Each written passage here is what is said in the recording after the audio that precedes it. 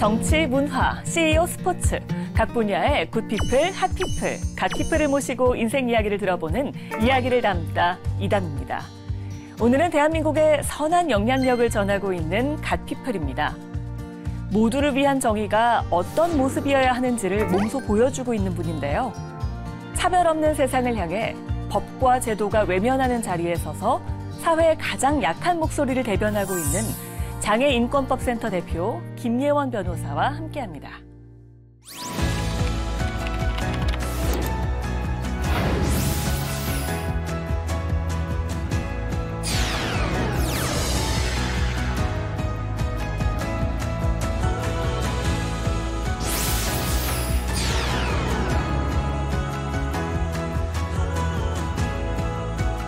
이제 변론을 하기 전에 제 인공안구를 제거하고 이제 보여드렸어요. 하면서 아이가 지금 제 이 눈 상태랑 똑같은 상태입니다.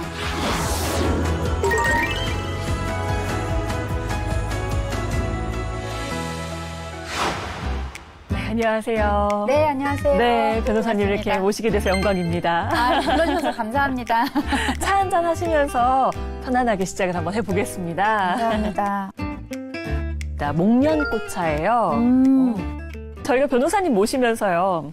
변호사님에게 붙는 이렇게 별칭이라고 해야 될까요? 이걸 보니까 모 드라마 1,000원짜리 변호사도 아니고 영원짜리 변호사라고 빵원짜리라고 누가 네. 그러시던데. 빵원이라뇨, 그죠? 영원짜리 변호사라고 하는데 정말 수임료를 안 받으시는 거예요? 네, 수임료를 받아본 적이 없어가지고 네. 이제 수임료 약정을 어떻게 하는지 알지 못하는 변호사입니다. 아니 1,000원을 받는 변호사도 드라마의 주인공이 되는데 빵원이라뇨, 영원이라는 게 믿어지지가 않는데 그렇게 되면 사실 생활은 어떻게 하시는 거예요? 이제 제가 수임료를 받지 않는 거는 뭐 제가 엄청 대단한 일을 해서가 아니고 네. 제가 지원하는 분들이 수임료의 개념을 거의 이해를 못 하시는 분들이나 그리고 도저히 자기가 가지고 있는 모든 자원을 다 끌어당겨도 수임료를 낼 수 없는 분들이 있어요.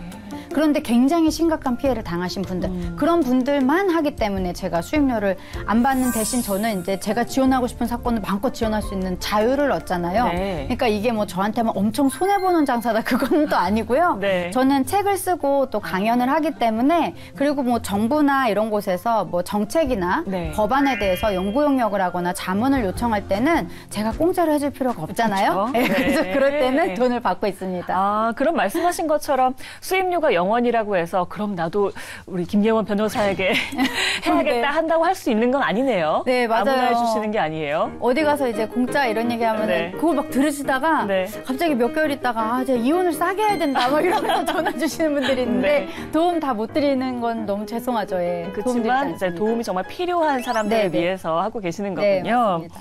그래서 이제 여신계 비영리 1인 법률사무소입니다. 장애인권 법센터예요. 이거 지금 운영하신 지 오래되셨죠? 2017년에 네, 되신 네, 거죠? 맞습니다. 이제 곧 있으면 10년이 되겠네요. 네, 이거 어떤 일들을 하고 있는 곳인가요? 일단 기본적으로 사건을 하죠. 네. 법률 지원을 통해서 소송도 하고 또 소송이 너무 오래 걸리는 사건은 뭐 민원 제기를 한다던가 질의를 한다거나 여러 가지 방법으로 이제 법률 지원을 하고요. 네. 그리고 거기서 딱 발견되는 것들이 있어요. 패턴들. 그래서 이런 거는 반복되는 문제네. 이거는 제도가 잘못돼서 생기는 문제네. 그런 것들은 이제 위에 올라가서 수도꼭지 잠궈야 되잖아요. 네네. 그래서 제도 개선 활동을 하는데 뭐 법률안을 만들어서 국회를 통해서 발의를 시킨다거나 아니면 뭐 이제 뭐 가이드라인이나 지침 같은 거를 바꿀 수 있도록 네. 여러 의견을 드린다거나 그런 활동을 하고 있습니다. 네. 물론 인권 교육도 하고 있습니다. 교육도 하시고요. 네네.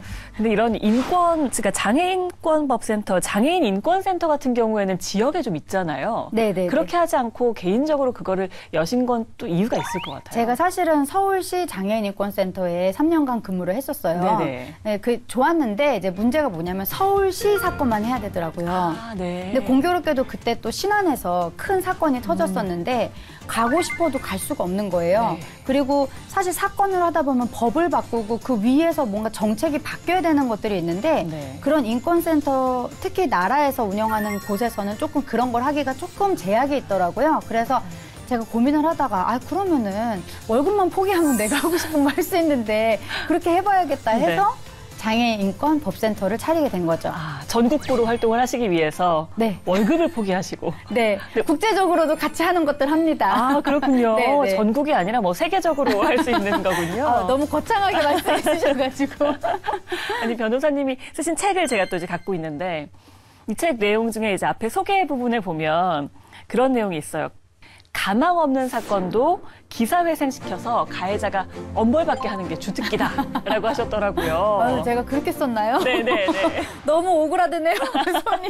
근데 이거 굉장히 멋있는 말이거든요. 가망 없는 사건을 가능하게 이제 만든다는 게 굉장히 보람이 또 느껴지는 일이기도 하고요. 네네. 이런 사건들 중에 뭐 하나 딱 예를 들어 주실 만한 게 있을까요? 그 피해자들을 많이 괴롭히는 사건들이 있어요. 네. 예를 들어 저는 이제 발달장애가 되게 심하신 그 장애 여성분들의 성폭력 피해 대리를 하는 경우가 많이 있어요. 근데 그 중에 이 친족 간의 성폭력이었는데 오히려 이거를 다른 사람한테 있었던 일을 자기한테 뒤집어 씌운다면서 너무 뻔한 거짓말을 계속하면서 이 피해자를 계속 법정에 불러야 된다, 또 물어봐야 된다, 뭐 또 확인해야 된다 이런 식으로 계속 괴롭히는 사건이 있었거든요. 네. 그래서 이제 재판장님도 그걸 말리다가 계속 안 말려지니까 네.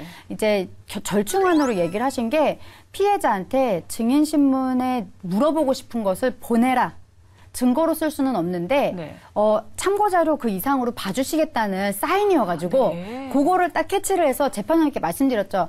재판장님 피해자가 글씨를 읽을 줄 모릅니다. 혹시 이 질문지를 제가 가지고 가서 우리 피해자랑 자유롭게 이야기하면서 그 전 과정을 녹화해서 제가 그거를 동영상으로 제출하면 안 될까요? 네. 그렇게 여쭤봤더니 재판부에서 그렇게 하라고 흔쾌히 말씀을 하셨는데 네. 거기에서 너무 중요한 진술들이 다 나온 거예요. 오. 그래서 가해자가 오히려 자기가 판 무덤에 자기가 들어가는 네. 그런 경우도 있었습니다. 그러네요. 와, 그걸 또 딱 캐치해서 이렇게 하신 게 대단하시네요. 원래 가망이 없는 사건이라고 하면 피해자들도 그렇게 생각하고 있을 거잖아요. 아, 이건 내가 안 되겠다라고 생각하고 있었지만 변호사님께서 도와주시고 그러고 나서 이게 해결이 되면 고맙다, 고맙다 하세요. 제가 사실은 그렇게 막 이렇게 해드리고 싶은데 저는 뭔가 이제 해결사의 느낌으로 이 사건을 보지는 않고요. 네. 이 피해자가 자기 스스로 가지고 있는 내면의 힘이 있어요. 네. 누구나 그걸 가지고 있어요. 근데 그거를 그동안 너무 억눌려 있어서 못 보신 분들이 많더라고요. 그래서 제가 옆에서 자꾸 그거를 불쏘시개처럼 할 수 있다. 네. 해보자. 네. 우리 단죄해야지. 뭐 이러면서 이제 같이 손잡고 가보는 거예요. 그러다가 거기에 같이 가면 그게 더 기쁜 거죠. 제가 막 손 끌고 가서 내 말대로 하면은 다 잘 될 거예요. 그게 그렇게는 아니라 아니고. 해결사로서가 아니라 뭔가 동반자? 동반자. 네. 일할 때 종종 제가 울 때가 있어요. 이제 웃으면서 표정은 웃는데 눈물이 나는 그런 때가 있는데 예를 들어서 이제 굉장히 집안에 살고 있기는 하지만 가족들이 이 장애인을 무슨 짐승 취급을 하면서 살아온 사람들이 있어요. 그래서 그분을 학대 상황에서 구출을 이제 하죠. 여러 뭐 지방자치단체나 여러 단위들을 통해서 이제 세상에 자기만의 공간에 오롯이 나오시면 그 이후에 여러 이제 뭐 적응의 과정이라던가 이런 걸 겪잖아요. 근데 이분이 어떤 일을 할 때 굉장히 얼만큼 힘들 것이다 이런 거 제가 알거든요. 왜냐면 가본 적이 없는 길을 자기가 혼자 살면서 다 해야 되니까. 그런데 한 번은 이분이 제가 예전에 만났을 때 이제 그 초등학생들이 하는 마스크 고리를 하고 오셨더라고요. 그래가지고 제가 이거 너무 귀여운데 이거 어디서 났냐고 이러면서 제가 막 감탄을 했거든요. 그리고 나서 얼마 있다가 저를 만나는데 그거를 저를 위해서 그 먼 데까지 가서 굳이 사서 오신 거예요. 뭐 1,000원, 2,000원밖에 안 하는 물건이긴 했지만 저는 이분이 저를 생각해서 사실 남이잖아요 완전. 근데 저를 생각해서 제가 한 말을 기억하고 자기 시간과 노력을 들여서 가서 그걸 사왔다? 그래서 저한테 무심히 저한테 그걸 딱 주더라고요. 근데 제가 그거를 딱 받아듣는데 그게 쭉 이제 머릿속에 들어오니까 눈물이 탁 터졌어요. 그러면서 겉으로는 막 아이고 고마워요 막 이러고 마는데 막 눈물이 나더라고요. 저는 그럴 때가 너무 좋아요. 네. 지금 뭐 방송을 보시는 분들은 눈치를 채셨는지는 모르겠지만 지금 의안을 갖고 계세요. 네네네. 오른쪽 눈이. 실제로 시각장애를 갖고 계신 건데 지금 저도 이렇게 보면서 잘 모르겠거든요. 눈이 작아서 잘 티가 안 납니다. 굉장히 자연스럽긴 한데 이게 어렸을 때 태어날 때부터 그렇게 되셨다고 들었어요. 태어나면서 의료사고가 있어서 예, 눈을 잃게 되었어요. 네. 근데 그렇게 되면서 그게 또 변호사를 시작하게 되는데 또 뭔가 영향을 미쳤다라고 하던데요. 예, 그렇죠. 그러니까 이게 중학교 이후에 제가 왜 이렇게 눈이 잘못됐는지를 알게 됐고 네. 그때는 할 수 있는 게 아무것도 없더라고요. 뭐 누구한테 책임을 묻는다거나 따진다거나 그런 것도 왜냐하면 시간이 너무 지나버려서 태어날 때 그러셨으니까. 네네네. 그래서 많이 억울했죠. 네. 근데 생각해 보니까 또 이렇게 억울한 일이 세상에 되게 많을 것 같더라고요. 그래서 나는 그럼 이런 일을 이제 제도의 틀 안에서 싸우는 사람 되고 싶다. 그 생각을 사실 했던 것 같아요. 그래서 네. 어릴 때부터 장래 희망 적으면 네. 꼭 뭐 변호사 이렇게 적어내고 너무 재수없나요? 아니요. 죄송합니다. 그럴 수 있죠. 네, 그렇게 네. 해서 했던 것 같습니다. 네, 그러면은 진짜 하고자 하는 일을 그냥 그대로 하고 계신 거네요. 꿈꿨던 일을요. 그러기도 참 쉽지가 않은데. 그래서 이제 제가 굉장히 신기하게 봤던 에피소드 하나가 법정에서 의안을 꺼내보신 적이 있다고 들었어요. 네, 그런 적이 있어요. 어쩌다가 그러니까 그렇게 하셨어요? 그거는 사실 이렇게 알려지기를 한 번도 뭐 이렇게 기대하거나 원한 적이 없는 사건이었는데, 그 사건은 이제 언론을 통해서도 좀 알려진 사건이긴 한데, 네. 어떤 그 5살밖에 안 된 아이가 네. 너무 그 계부한테 심한 폭력을 당해서 한쪽 눈이 없어지는 학대로 인해서 그런 이제 중한 장애를 입게 되었어요. 근데 제가 그 사건에 이제 피해자의 대리인으로 이제 들어가게 됐는데, 네. 그 가기 전에, 재판 가기 전에 제가 주변에 물어봤거든요. 한쪽 눈으로 사는 거는 어떤 거라고 생각해? 이제 뭐 법조인한테도 물어보고 네. 여러 사람한테 물어봤더니 그냥 사람들이 글쎄 뭐 이제 시야가 좀 좁아지는 건가? 뭐 좀 한쪽 눈이 금방 더 빨리 뭐 시력이 안 좋아진다며 이 정도만 네. 얘기하시는 거예요. 네. 그래서 제가 이걸로는 되게 많이 부족하겠구나. 그 아이는 지금 병원에 있기 때문에 법정에 나올 수 없거든요. 그리고 바람직하지도 않고. 그렇죠. 그래서 제가 이제 다른 사람이 방청석에 거의 안 계시고 하셔가지고 제가 이제 재판장님과 검사님이랑 그 안에 계신 분들한테 양해를 구하고 네. 이제 변론을 하기 전에 제 인공 안구를 제거하고 이제 보여드렸어요. 하면서 아이가 지금 제 이 눈 상태랑 똑같은 상태입니다. 이 눈으로 이 아이가 평생을 산다는 건 이 아이한테 어떤 의미가 있는지, 무슨 치료를 받아야 되고 돈이 얼마나 들고 얼마나 많은 차별과 그런 자기가 겪지 않아도 될 일 앞에 놓여야 되는지 그런 것들을 설명을 하려고 제가 잠깐 그렇게 했었는데 그 방청석에 그 기자님이 계셨나 봐요.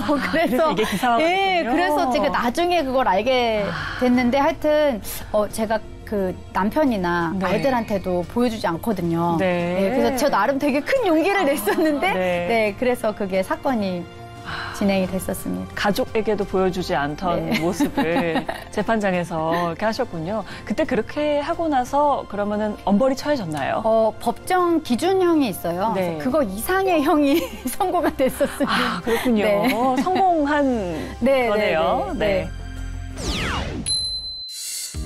사람들이 근데 제가 원망을 하기에는 엄마가 더 많이 속상해 하시는 게 너무 보이는데 저도 제 인생이긴 하지만 그래서 저는 긍정적으로 생각하기로 했어요. 그러니까 제가 여기서 얼굴까지 이뻤으면 큰일 날 뻔했다.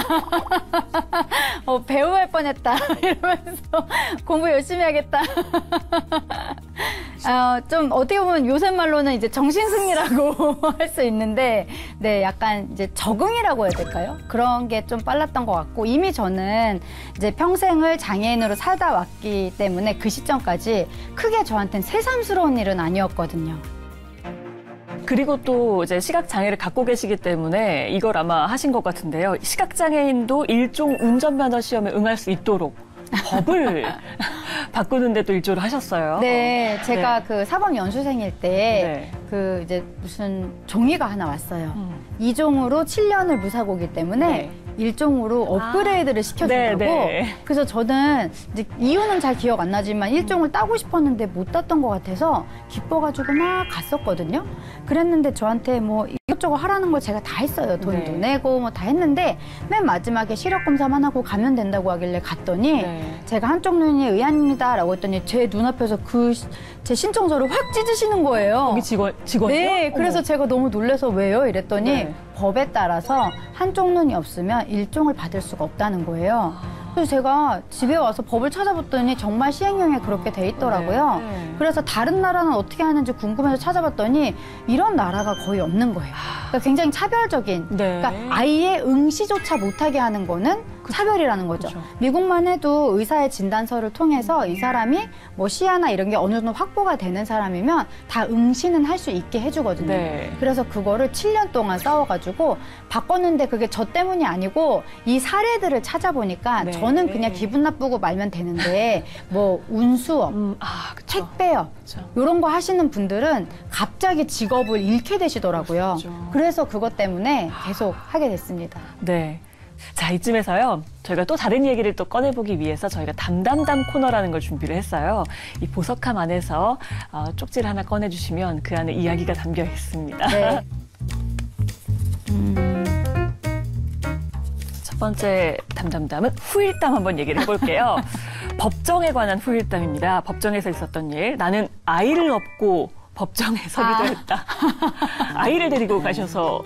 네. 네. 사실 변호사들 중에 아이를 데리고 불가피하게 뭐 이제 재판에 참여하는 변호사는 저뿐만 아니고 많은데 그래요? 저는 그때 아이가 이제 50일밖에 안 된 상태여서 봐줄 분이 없고 하다 보니까 제가 법정에서 젖을 먹이면서 이제 재판에 참여한 적이 있어요. 그러니까 저는 젖을 물린 채 법정에 들어갔다고 해서요. 아이를 데려간 걸 약간 은유적으로 얘기하는 건가 했는데 정말 젖을 물리셨다고. 네, 맞습니다. 네. 왜냐하면 아기가 낑낑대기 때문에 이렇게 답답해 하잖아요. 네. 그럼 낑낑대면 방해가 돼서 네. 제가 슬쩍 이렇게 가림막을 하고 이제 젖을 물려놓고 이렇게 와. 토닥토닥을 하면서 네. 재판에 들어가 있었죠. 그럼 사람들이, 주변에 있던 사람들이 많이 놀라지 않으셨나요? 네, 그게 좀 이제 심각한 사건이어서 비공개로 하던 네. 사건이어서 사람들은 많이 없었는데 네. 일단 들어가면서 이제 경위님이 네.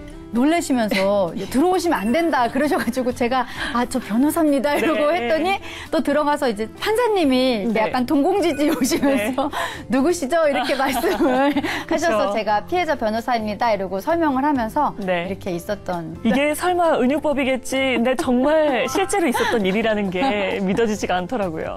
그런데 남편분 얘기를 안 할 수가 없는 게요. 엄청난 로맨티시스트시더라고요. 보니까 프로포즈를 할 때 A4 용지 10장에 이르는 편지를 받으셨다고 했는데 그 내용을 제가 봤더니요. 이건 시인이시더라고요. 치열한 경쟁으로 고된 광야길과 같은 연수원 생활에서 당신이 날 구원했다.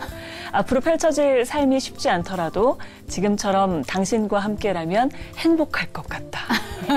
아유. 와, 어떠셨어요? 이 프로포즈 받으시고. 네. 그때 이제 작은 겨울 모자랑 이 편지랑 해서 저한테 이제 저희가 겨울에 결혼을 했는데 이제 늦가을쯤에 저한테 이 편지를 읽어줬어서 너무 기쁘고 너무 감사했죠, 사실. 저한테도 네. 저도 같은 마음이었으니까. 그래서 저는 참 또 멋있게 본 게 그 두 분이 같이 기부를 정말 많이 하시더라고요. 이게 두 사람이 참 마음이 맞아야 할 수 있는 일 중에 하나잖아요. 경제 공동체이기 때문에. 근데 보통 뭐 기부를 많이 한다 그래도 이 정도 하진 않는 것 같은데 고정적으로 기부하는 단체가 거의 40여 개가 된다고 들었어요. 네, 마지막으로 세본 결과 그런 것 같습니다. 와, 그렇게 되면 수입의 몇 % 정도를 기부를 하시는 거예요? 15에서 20% 정도? 네.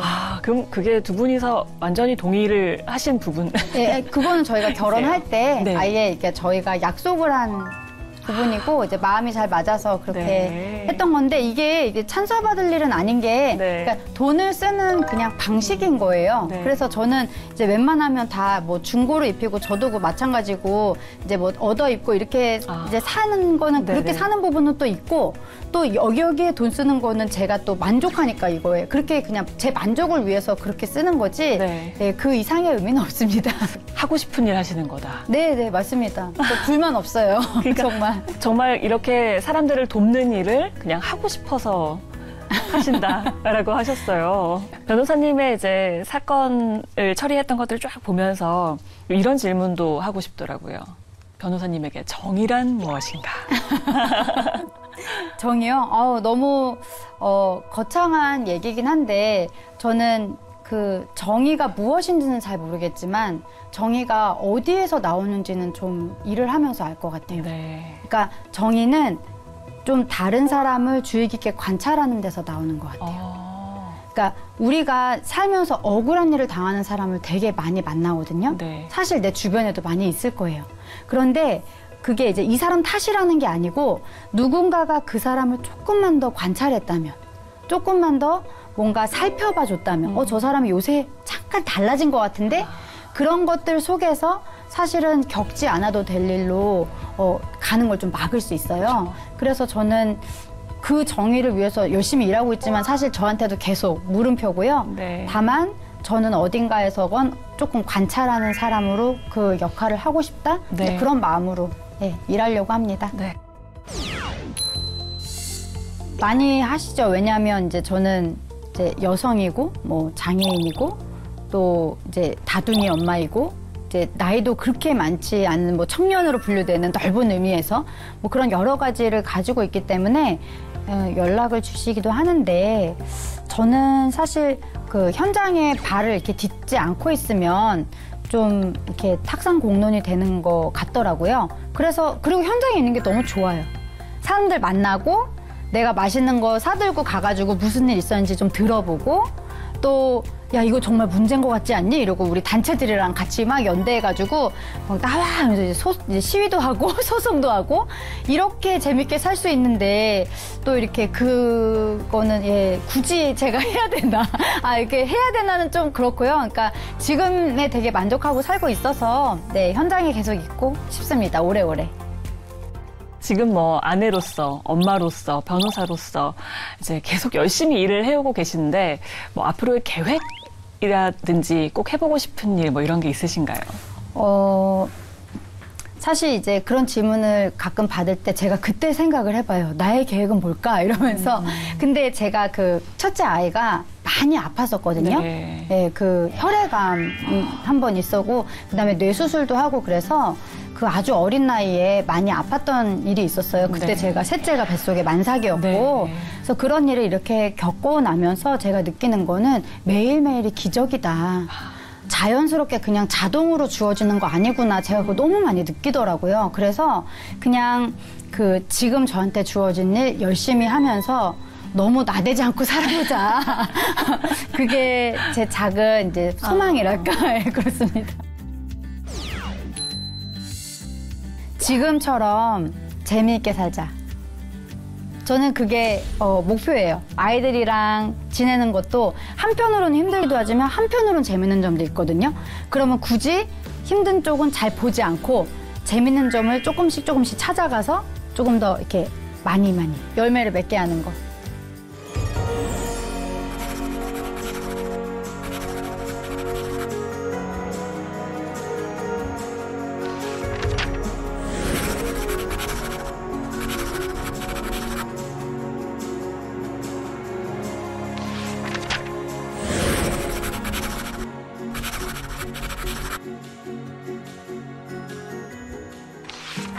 네. 그 권리는 모두의 것이고 변화는 거창한 구호가 아니라 작은 실천으로부터 시작이 된다라는 걸 깨달을 수 있는 시간이었습니다. 오늘 장애인권법센터 김예원 변호사와 함께 이야기 나눠봤습니다. 저희는 이 다음에 만나요.